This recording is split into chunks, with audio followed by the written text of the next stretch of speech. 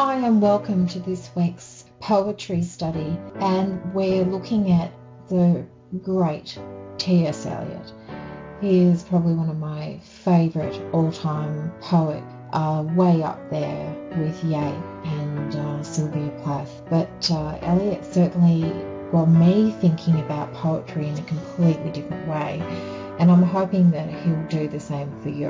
Eliot went on to create some of the masterpieces of the 21st century. He went on and won the Nobel Prize in 1948, and he died in 1965. He wrote some absolutely amazing poems, from the Lovesong of Alfred Prufrock, which we're going to take a look at, The Wasteland and Four Quartet. So let's go way back to the beginning. Thomas Stearns Eliot, and he ended up using the name T.S. Eliot for his work, was born on the 26th of September 1888, and he, as I said, he died in January 1965. He was a poet, he was also an essayist, a publisher, a playwright, a literary and social critic, and one of the 20th century's major poets. He was born in St. Louis, Missouri, to quite a conservative Yankee family, and later in his life, his more religious thoughts and ideas came through in his poems. He then emigrated to England when he was 25 and ended up becoming a naturalised British subject at the age of 39. Eliot was one of the forerunners of the modernist movement, which I'm going to ask you to look up later on as part of your assignment for this work. He attracted widespread attention for his poem, The Lovesong of Alfred Prufrock. Some considered it absolutely outlandish and crazy because it was such a departure from what was considered pure poetry that rhymed and had a type of a structure, whereas Eliot's poetry moved away from all of that. And again, we're going to have a look at that in a moment. So the Love Song of Alfred Prufrock, and it happens to be raining at the moment, which is significant because this poem was the beginning of Eliot's career as a really influential poet. It's a kind of dark and gloomy piece, and the writing and the description and the illusions and the imagery in this poetry is fascinating, is really what I want you to look at. So let's take a look at some of this poem. It's quite a big piece, and it took him nearly 5 years to write it, and I'm not surprised. So let's just take a look at, and we're going to highlight along the way. So let us go then, you and I. And to me, that line suggests that he wants to take us on a journey with him. When the evening is spread out against the sky, and that just gives you such an illusion of the darkness of the night, like a patient etherized upon a table. So if we think about someone who etherized is, ether is an old term for anesthetic, and so we're considering someone who's laid out unconscious on a table. Let us go through certain half-deserted streets, the muttering retreats of restless nights in one-night cheap hotels. It's not a pretty picture if you think about it. Already we're sort of thinking about him perhaps feeling a little bit lonely or a little desolate, possibly depressed. And sawdust restaurants with oyster shells, streets that follow like a tedious argument of insidious intent, to lead you to an overwhelming question.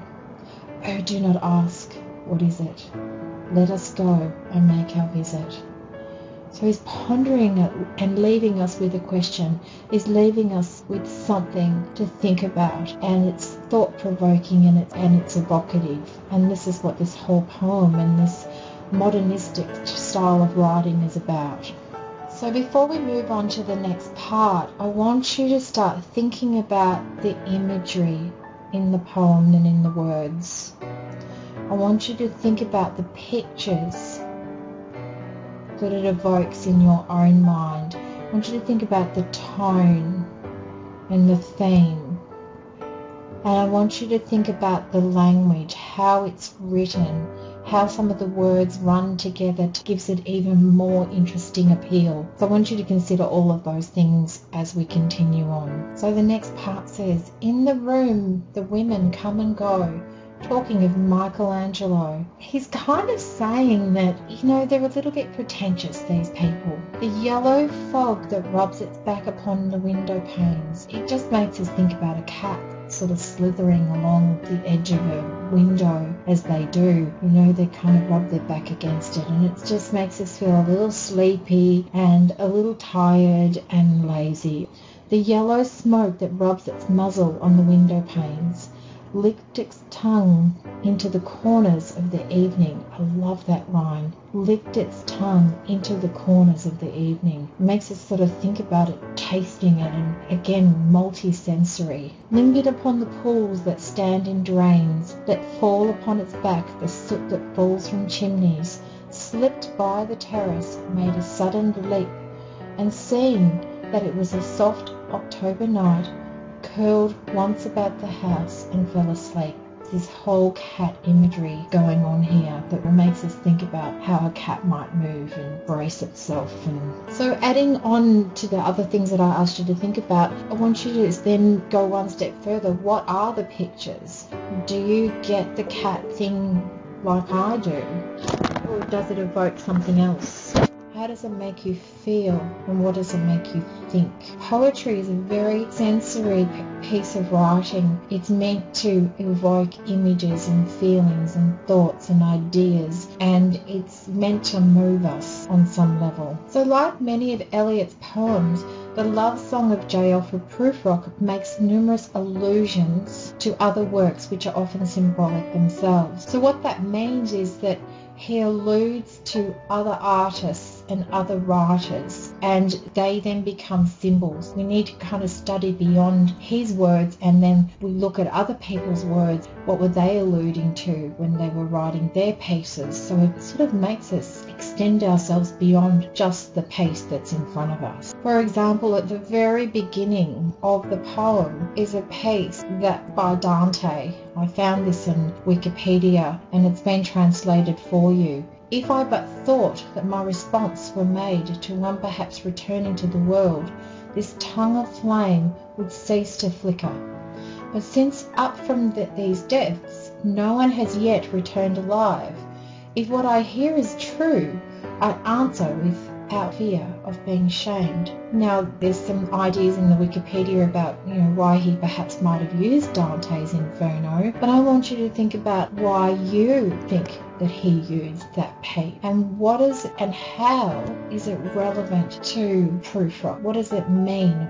And the fact that he had it at the very beginning of the poem set the tone. So what does that mean to you? So it's gleaning meaning from even the position of where something is placed within a poem as well. So let's move on. So here are your assignment. I need you to read the entire poem. I need you to think about the things that I've asked you already to think about. I need you to think about why Dante's piece is in there, and also research more on T.S. Eliot and look at his other poems as well and see how significant they are to the rest of the work. And finally, you can get together with somebody and do this if you like. I want you to go through the first two parts of the poem that I have given you and come up with your own ideas additional to mine and your own thought about what those things mean. And also talk about how it makes you feel and what it makes you think. And bring that back to class, and we're going to have a class discussion about the whole thing. So have fun with this and really get your teeth into this. This is fantastic writing, and I want you to embrace it.